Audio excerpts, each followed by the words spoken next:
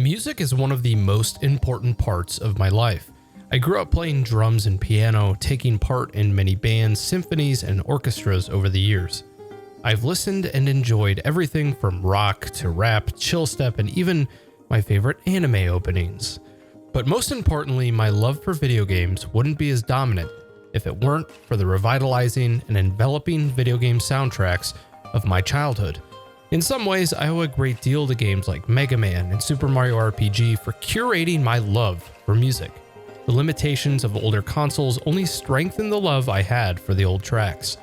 Short loops of catchy melodic tones as you traverse through each stage just consumed me. It made me want to recreate those same engrossing tunes by playing music of my own. But of all the video game music I listened to growing up, none has had a bigger impact on me than the music of the Donkey Kong Country franchise. It's no secret that Donkey Kong Country has great music. You have the staple Aquatic Ambience and the Stickerbush Symphony that many have had on repeat. But as a whole, the entire franchise has incredible music. Over a 25-year period, David Wise and his team have meticulously crafted a brilliant array of tracks focusing on ambient sounds, rhythmic percussion, and stretched the SNES to its absolute limit. These tracks aim to evoke emotional response from those who hear them, while seamlessly meshing with the levels they accompany. Just as I marathoned the soundtracks when I was a kid, I still listen to those same songs today, and it actually makes pretty great cleaning music.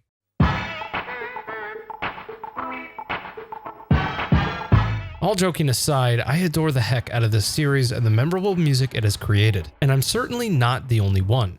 There are countless remixes and compilations of Donkey Kong Country OSTs where people come to escape the everyday stresses of life. The melodies of these songs just spark something emotional in people that's kind of hard to explain. A feeling that offers some sense of escapism, a transcendental experience. Today, we are looking into the history of Donkey Kong Country's music and why I firmly believe it to be the best in video game history.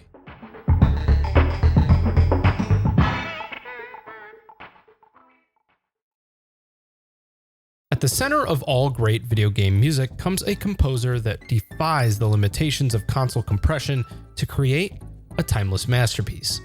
For Rare's Donkey Kong Country, this composer was David Wise. Born in England, David was involved with music most of his youth, starting with piano and eventually moving on to percussion, much like me, might I add. He was also interested in a wide array of different music styles, which in retrospect he credits for his ability to be so adaptive in his work.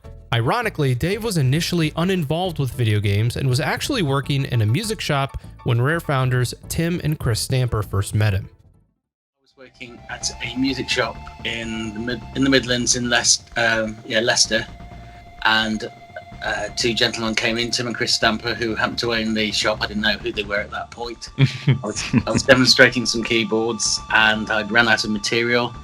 They said, "Did I have anything else I could demonstrate?" I only had my own stuff. I was quite embarrassed when I showed them, but they seemed to think it was all right, and they offered me a job, so I went to work at Rare. And just like that, David Wise became a part of video game history. Rare was responsible for many early games produced for the NES, including California Games, Snake, Rattle, and Roll, and everyone's favorite, Battletoads. For a long time, David Wise existed as Rare's sole video game composer and helped craft some of the most memorable tunes on the console. I mean, who doesn't absolutely love the Battletoads pause music? And when you pause the game, you get this catchy beat.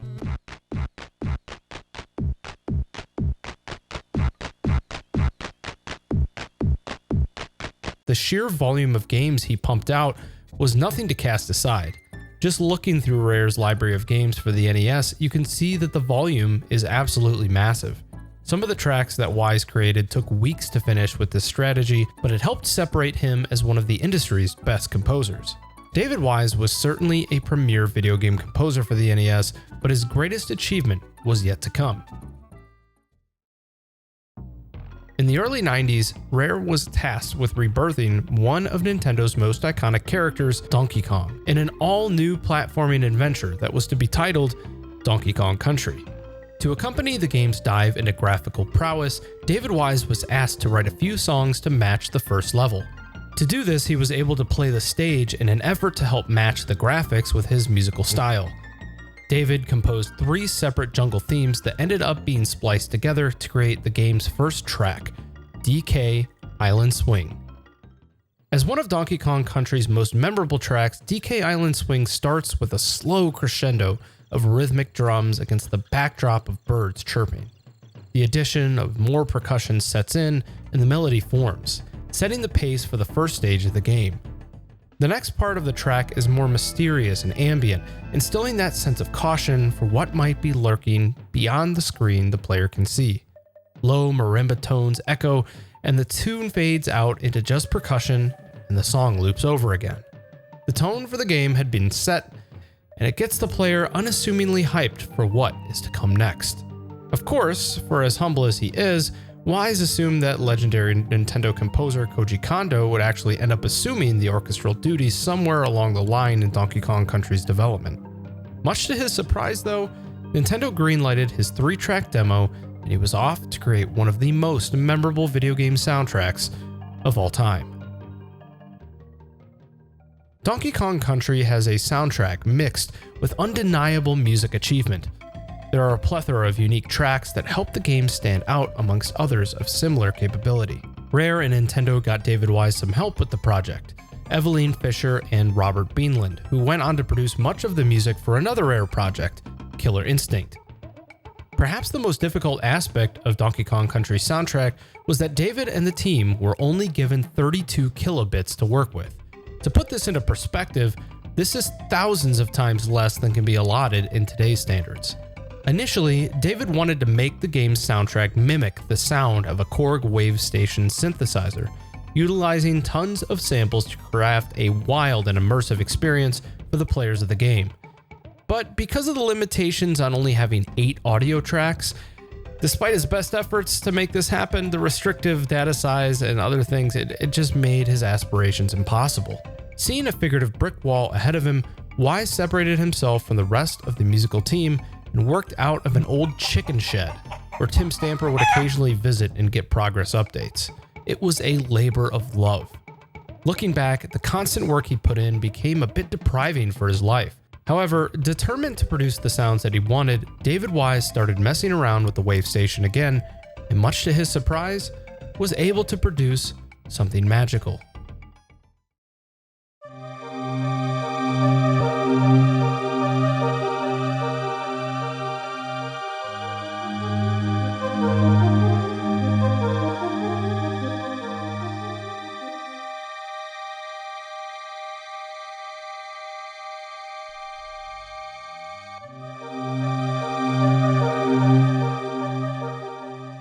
This track, Aquatic Ambience, was one of the greatest feats in video game music history. It took 5 grueling weeks to create and became David's favorite track in the entire game. Throughout experimentation and loads of trial and error, he was able to make use of the cartridge's minimal space and create waveforms akin to what the Korg wave station was capable of outputting. Each note was meticulously converted to hexadecimal and tested for the console. Since the track was for a water level, he wanted to build an immersive and ambient experience that was hard to forget. And I think he did it. This track is very hard to put into words. The way the waves of sound blend together give it an almost ethereal effect, evoking emotions of sadness, hope, and everything in between. I remember hearing this for the first time. I was captivated. It was an incredible departure from the jovial looped melodies and jungle themes accompanying the game thus far, and I couldn't help but set the controller down and bask my ears in its glory. Aquatic Ambience is one of the most revered songs in video game history. It has produced countless remixes and remasters, each with their own unique flair or twist added to make the song special. In some ways, I credit this for my desire to play music. Hearing the way the notes layered on top of each other was pure bliss. I wanted more. I wanted to create something that sounded like this. It was the song that made me start to play the piano. Unforgettable stuff. Despite Aquatic Ambience's importance on the Donkey Kong Country soundtrack, there were plenty of other amazing tracks that Wise and his team produced. Life in the Mines is a perfect example of how to create music that accompanies a stage. The echoing drip of water and clanging metal mixed with the layered chord progression gives a sense of exploration. It's one of my favorite tracks in the game, and much like Aquatic Ambience, conveys a wide array of emotions even when I listen to it now. Another one of my favorite tracks in the game, Fear Factory, uses the techno samples and pulsing marimba to create a sense of tension and surprise. DK and Diddy are jumping over the barrels filled with fire and onto cold steel platforms. They must continue the last leg of their journey to defeat the evil K. Rool once and for all. And then the music randomly breaks into a melancholy wave before looping over again.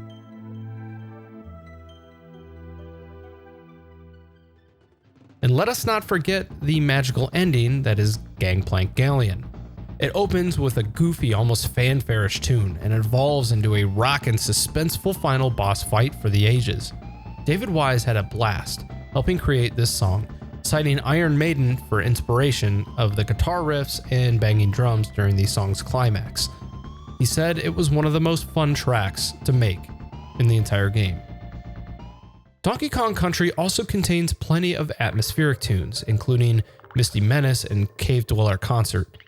Eveline Fisher and David Wise both worked to emulate the environments these songs would correspond with and created an enveloping vibe.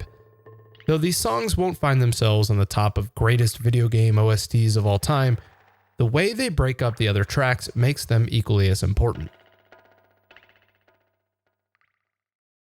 With as great as the soundtrack was for Donkey Kong Country, no one could believe that David Wise could actually top it. Almost immediately after his work was completed on the first game, development of Donkey Kong Country 2 had begun. Personally, I have always enjoyed 2 more than the original. The platforming, mechanics, and of course the music is all better in my opinion. With that being said, I firmly hold that Donkey Kong Country 2 is the greatest soundtrack in video game history. There is something about the unique mix of adventure, peril, and atmosphere present in the game's rich and diverse OST. It stands the test of time, and I can't think of a more poignant nostalgia trigger for me. I became so engrossed in the game's soundtrack that I even started learning to play the drums after listening to the fanfare-ish snare drum accompanying the game's opening songs. It affected me that much.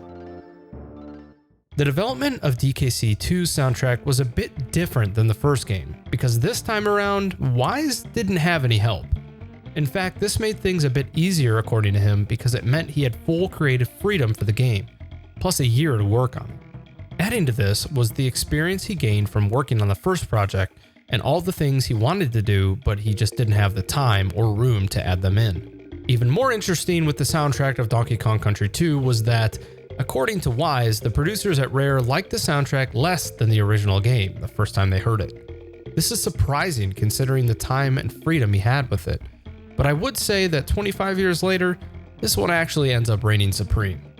Donkey Kong Country 2's OST has a gallant sense of adventure to it, clacking snare drums and booming bass that give a tempo to the stages they reside in. Ambient, layered synth chords that beautifully mesh with the sound effects in Bramble Blast and Gloomy Gulch. It's all a magical experience. Wise was very satisfied with how some of the tracks in DKC 2 had turned out. One of the earliest highlights of the game's music, and honestly a completely unappreciated song, is that of Jib Jig, the song that plays in the pirate ship stages, where you're climbing up the ropes constantly. The way the wind and the rain fade in and out of the song, contrasting against a peppy roll of some drums and a pirate-esque melody, it's exquisite. It was the first experience with a fully vertical level, and the music fits very nicely with the stage progression, climbing up the endless web of ropes on K. Rool's ship. Lockjaw's Saga gives off a dire and dramatic tone, with some of the most epic, booming drums on the SNES. The song adds an intensity unlike any other. Moving on to Crocodile Cauldron and the theme of Head Bop, utterly perfect for a volcano stage. The theme is literally a bop, giving just enough energy while playing a cautious melody. Some of the other sound effects added a unique sense of realism as the crocodile mouths clamping echoed with the confines of the fiery void you traverse through. Fast forward to mining Melancholy and you've got one of the best tracks in the game. The clanging of metal in the background against a dreamlike melody makes this song unforgettable. There's a small break of what almost sounds like a subdued chorus humming a few lines before smacking you in the face with an epic, jammy sound and looping back to the beginning. Just as the game's difficulty ramps up as the game progresses, so does the quality of the music. In David Wise's opinion, Bayou Boogie was the song he was most proud of creating in Donkey Kong Country 2. The way the animal noises in the boggy marsh mix with a subtle tune that plays in the stage, it really helps the song to stand out. Not to mention, the intro was heavily inspired by Phil Collins' In the Air Tonight, one of Wise's favorite songs.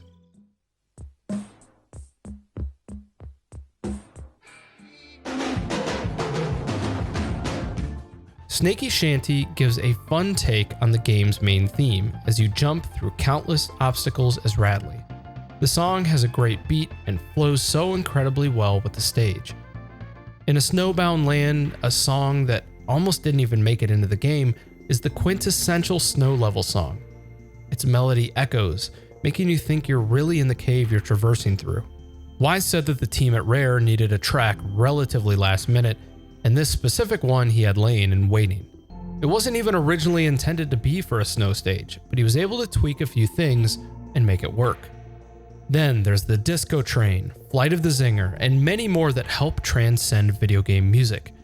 I could honestly talk all day about how much this soundtrack means to me, but there were two tracks in Donkey Kong Country 2 that rose above the rest.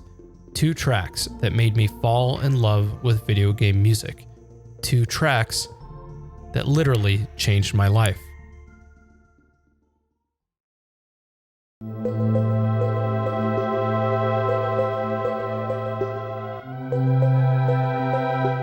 Everyone who has played DKC2, and perhaps some that haven't, are familiar with Sticker Bush Symphony. It is one of the most iconic video game songs of all time. Further still, much like Aquatic Ambience, this track makes people feel things. The layered synth chords and dramatic melody is truly something to behold. Also like Aquatic Ambience, Sticker Bush was originally recorded by Wise to be featured as a water level, which if you've played DKC2, you know there weren't many of. It was a song he had recorded early in production, and he was afraid he'd never even get to use.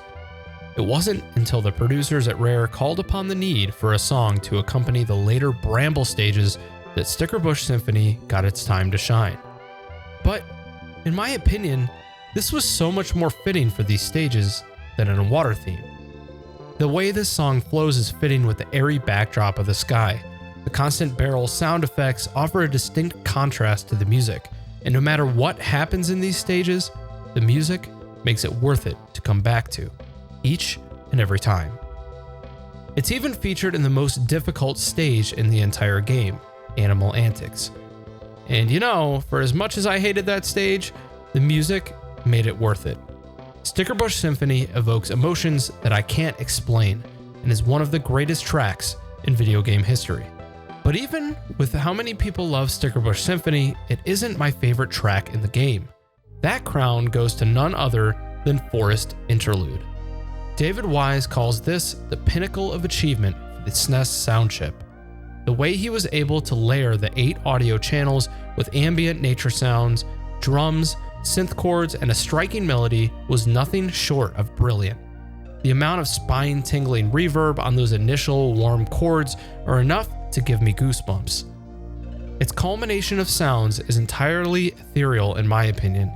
Forest Interlude is my favorite video game song of all time, and one that I'll never grow tired of listening to. Donkey Kong Country 2 will go down as one of the greatest Super Nintendo games of all time, and one of the greatest soundtracks in video game history. But if you haven't forgotten, there was a third entry in the series slated for the console.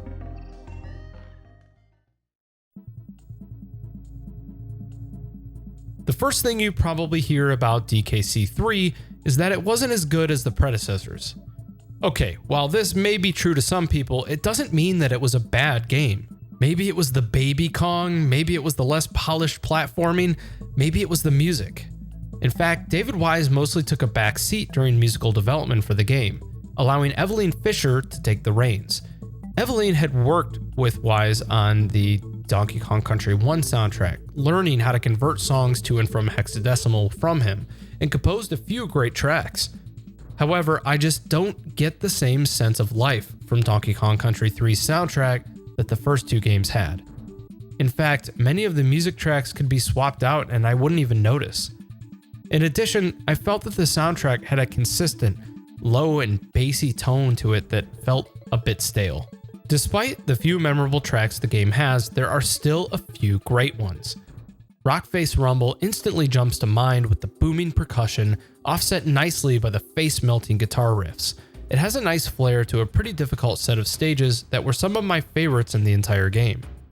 My other favorite track from DKC3, Waterworld, does its best to emulate feelings of mystery and hesitancy while retaining the feel from the earlier water stages. One of the things I find charming about the Game Boy Advance ports of the first two Donkey Kong Country games is how they bring their own personality to the franchise's OST. First of all, the Game Boy Advance is often regarded as a mini SNES, and while graphically that may have been the case, the sound chip on the GBA was not capable of producing the same level of quality that the console could. This was a challenge that David Wise and his team were up to. Each song in these games sounds like the Super Nintendo versions, but due to the limitations, some samples were replaced and certain instruments changed up to allow the GBA to play it. The result is a cheeky and fun take on the soundtracks. I have distinct memories of playing these as a kid, but I highly recommend giving their OSTs a listen on YouTube because it was hard to get a feel for how bassy some of the GBA tracks could be without headphones. Oddly enough, the Donkey Kong Country 3 Game Boy Advance release features an entirely new soundtrack composed by David Wise. The team at Rare had originally hoped for the game to actually include Eveline Fisher's music as well as the recomposed versions, but time constraints made that impossible. Despite the entire OST being remade by Wise, it isn't necessarily all better than the original. Some tracks certainly fit better into the game, but others actually fall flat when compared to its predecessor. I highly recommend playing the game or at least giving the soundtrack a go. Some of the ones are really good. It's entirely underrated. In 2010, Nintendo fans saw the resurgence of their favorite gaming apes when Donkey Kong Country Returns dropped for the Wii. It was a breath of fresh air for a console I rarely played until it came out, compared to the 360 or PS3. Donkey Kong Country Returns offered a unique nostalgia trip when it came to its music. All of the iconic tunes from the 1994 initial release were remixed in some fashion to breathe new life into the series while retaining the attention of the old fans. The soundtrack even featured some brand new tracks which fit the game well, and I had a joy playing it. And man, it was hard. Honestly, the hardest Donkey Kong Country game in existence. But something about the OST just felt off.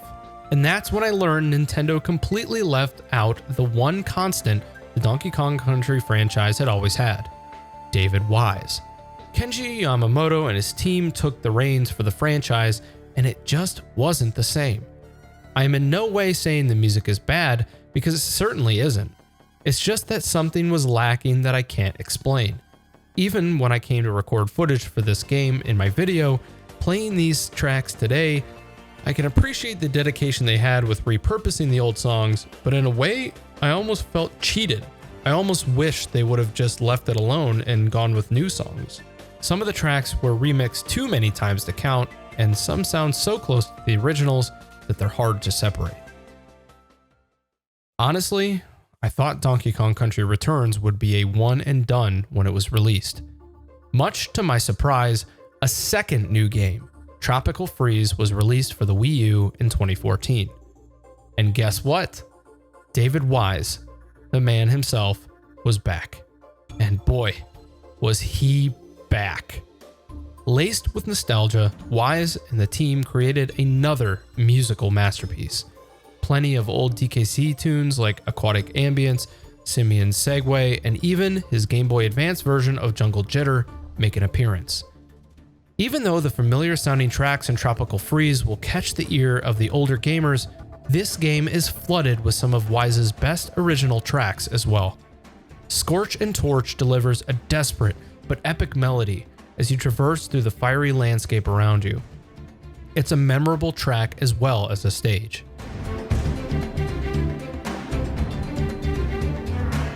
Miss Abyss is another one of my favorite tracks. It offers a familiar piano tone, a throwback to the old games. But this song is also special in its own right. The break towards the middle of the song with an echoing, cavernous melody makes me feel all sorts of things. It's an incredible song. But perhaps there is no better song in Donkey Kong Country Tropical Freeze than that of Seashore War. As you get closer to the end of the game, the world around you has changed significantly. Headed back to your homeland that has been ravaged by enemies is both nostalgic and bittersweet.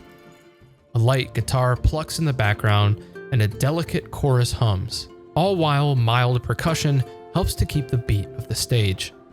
I first heard this track before I even played the game, and I assumed it didn't even play during an actual stage. But when I finally saw them paired together, I was filled with a bevy of emotions. It might actually be David Wise's magnum opus, a nightcap to a 25-year career of composing video game music. All his emotions gather together into one. It's pure ecstasy. If Donkey Kong Country ever returns again, I'm not sure if David Wise will even be in the picture. But that's okay. He has offered his heart and his soul to Nintendo and Rare and continues to be one of the most revered video game composers of all time. He is my personal favorite and the sole author of my favorite video game OST of all time. As I conclude this video, I'm left with one thought. And that thought is about the power of music and how Donkey Kong Country has literally changed my life for the better. And this is a game about monkeys. Music has a power to bring people together. The comments section alone of these videos are inspiring. They offer people chances to reflect, to heal, to look forward with hope. With as daunting as this world can be, it's things like this that give me a positive outlook toward the future. Donkey Kong Country's music has helped me become a better person, it's helped me through some seriously tough times, and it's helped me celebrate some great victories. I still have the same vigor listening to it as an adult as I did as a kid. Family, work, responsibilities, they may all get in the way sometimes, but these soundtracks are eternal. They really help to reset your mindset. They will never change. My question to you is, what music makes you feel this way? And if you haven't found it yet, what are you waiting for? This life is what you make it, so make it a good one.